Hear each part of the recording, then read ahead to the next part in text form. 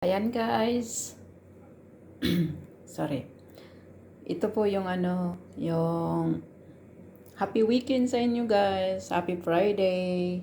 Ayan guys, yung pangsahog ko na hipon doon sa upo.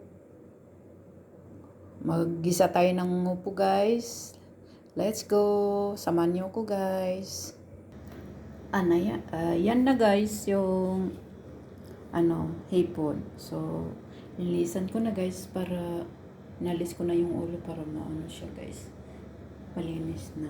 Saka ito na din yung upo. Ayan. Diwa-iwa ko na guys. At saka yung mga sahog niyan guys. Recipe ko lang ito guys. Kung pwede din ito, pwede din sa example doon sa atin sa Pinas.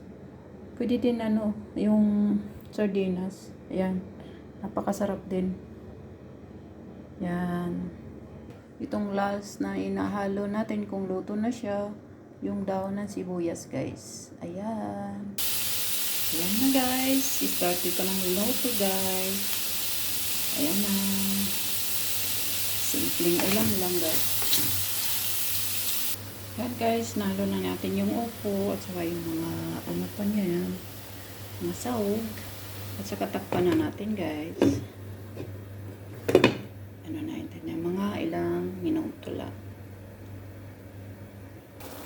Ayan na yung ginisan nating upo guys. Napakasarap guys. Hello guys. Ayan. Luto na siya guys. Let's go to eat guys. Thank you so much for watching my video. Please subscribe my channel and like and share. Thank you.